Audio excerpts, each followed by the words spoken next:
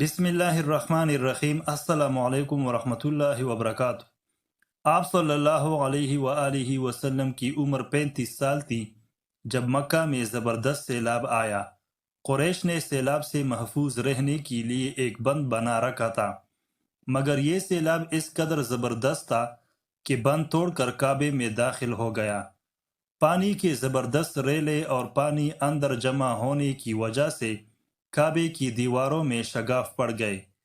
اس سے پہلے ایک مرتبہ یہ دیواریں آگ لگ جانے کی وجہ سے کمزور ہو چکی تھی، اور یہ واقعہ اس طرح ہوا تھا کہ ایک مرتبہ کوئی عورت کعبے کو دھونی دے رہی تھی کہ اس آگ میں سے ایک چنگاری اڑ کر کعبے کے پردوں تک پہنچ گئی۔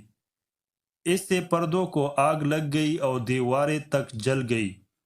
اس طرح دیواریں بہت کمزور ہو گئی تھی۔ یہی وجہ تھی کہ سیلاب نے ان کو کمزور دیواروں میں شگاف کر دیے۔ سیدنا ابراہیم علیہ السلام نے کعبے کی جو دیواریں اٹھائی تھی وہ 9 گز اونچی تھی۔ ان پر چھت نہیں تھی۔ لوگ کعبے کے لیے نذرانے وغیرہ لاتے تھے۔ یہ نذرانے کپڑے اور خوشبوئی وغیرہ ہوتی تھی۔ کعبے کے اندر جو کنواں تھا، یہ سب نذرانے اس کنویں میں ڈال دیے جاتے تھے۔ کنواں اندرونی حصے میں دائیں طرف تھا۔ اس کو کعبے کا خزانہ کہا جاتا تھا۔ کعبے کے خزانے کو ایک مرتبہ ایک چور نے چرانے کی کوشش کی۔ چور کنویں ہی میں مر گیا۔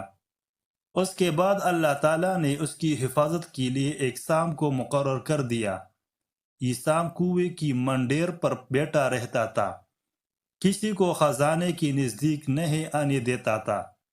قریش بھی اس سے خوف زدہ رہتے تھے۔ اب جب کہ کعبے کی دیواروں میں شگاف پڑ گئے اور نئے سرے سے اس کی تعمیر کا مسئلہ پیش آیا، تو اللہ تعالیٰ نے ایک پرندے کو بھیجا، وہ اس سام کو اٹھا لے گیا۔ یہ دیکھ کر قریش کے لوگ بہت خوش ہوئے۔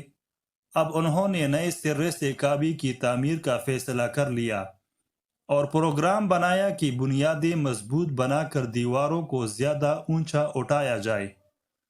اس طرح دروازے کو بھی اونچا کر دیا جائے گا تاکہ کعبے میں کوئی داخل نہ ہو، صرف وہی شخص داخل ہو جسے وہ اجازت دے۔ اب انہوں نے پتھر جمع کیے۔ ہر قبیلہ اپنے حصے کے پتھر الگ جمع کر رہا تھا۔ چندہ بھی جمع کیا گیا۔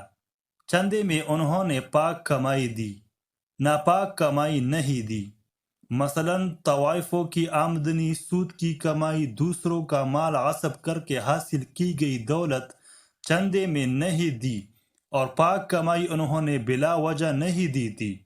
ایک خاص واقعہ پیش آیا تھا جس سے وہ اس نتیجے پر پہنچے تھے کہ اس کام میں صرف پاک کمائی لگائی جائے گی۔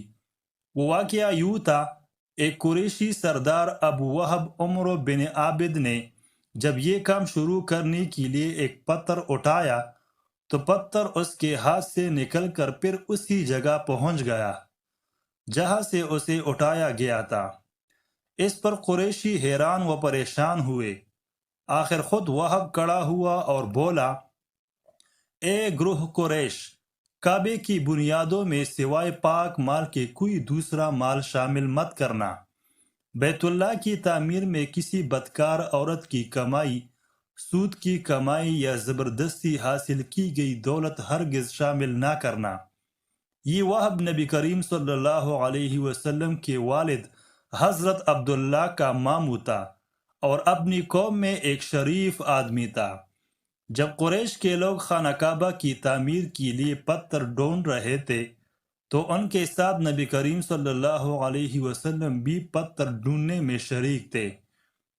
آپ پتھر اپنی گردن پر رکھ کر لا رہے تھے۔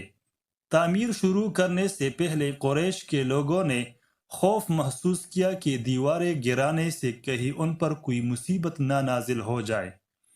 آخر ایک سردار ولید بن مغیرہ نے کہا، کعبہ کی دیواریں گرانے سے تمہارا ارادہ اصلاح اور مرمت کا ہے یا اس کو خراب کرنے کا؟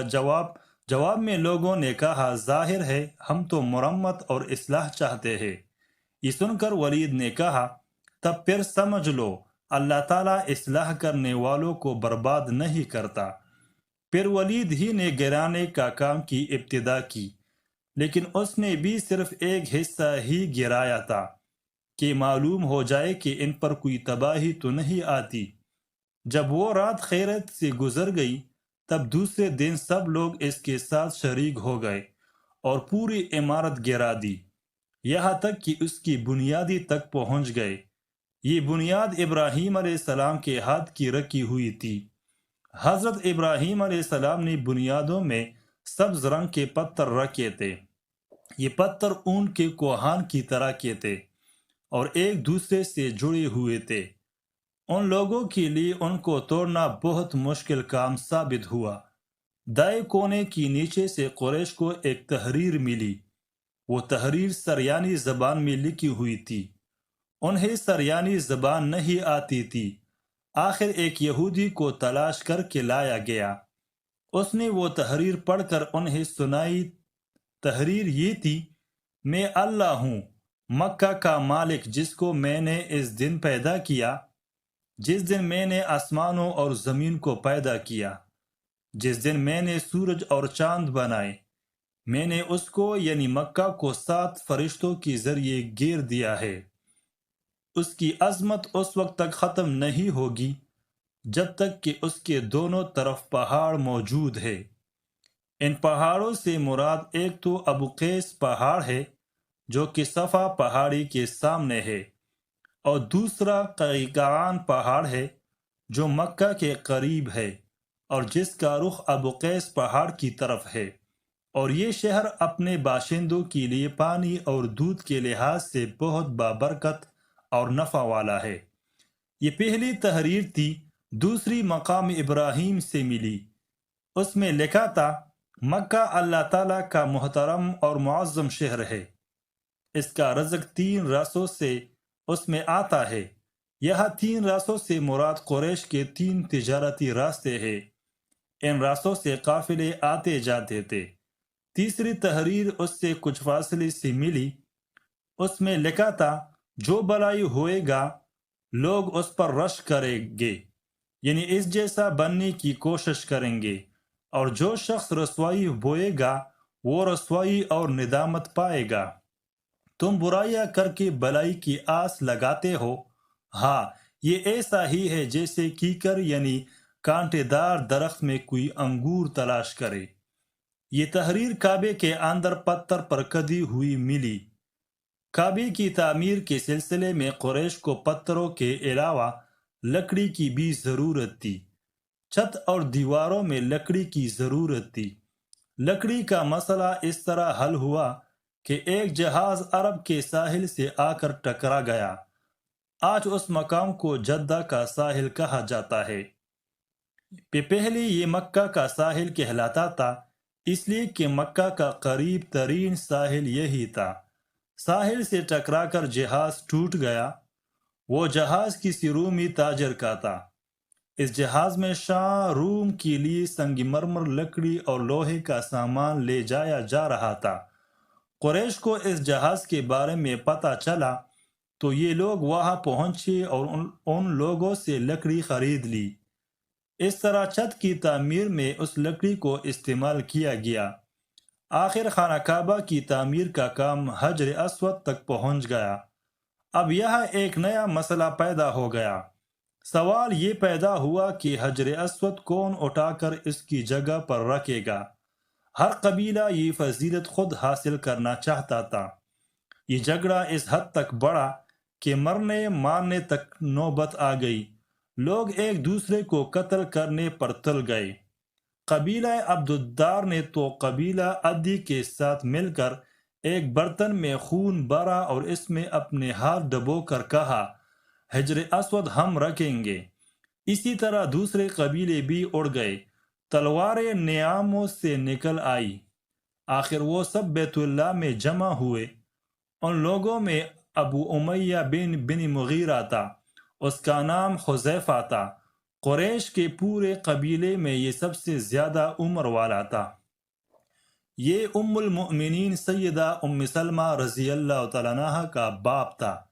قریش کے انتہائی شریف لوگوں میں سے تھا۔ مسافروں کو سفر سامان اور کھانا وغیرہ دینے کے سلسلے میں بہت مشہور تھا۔ جب کبھی سفر کرتا تو اپنے ساتھیوں کے کھانے پینے کا سامان خود کرتا تھا۔ اس وقت اس شدید جھگڑے کو ختم کرنے کے لیے اس نے ایک حل پیش کیا۔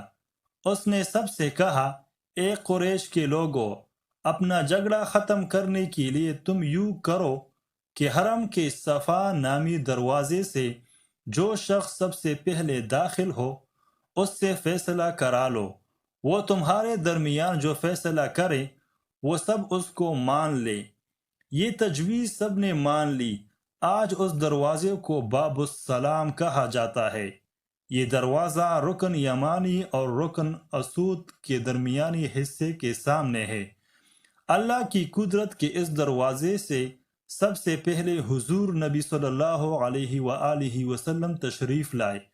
قریش نے جیسے ہی آپ کو دیکھا پکار اٹھے، یہ تو امین ہے، یہ تو محمد صلی اللہ علیہ وسلم ہے، ہم ان پر راضی ہیں۔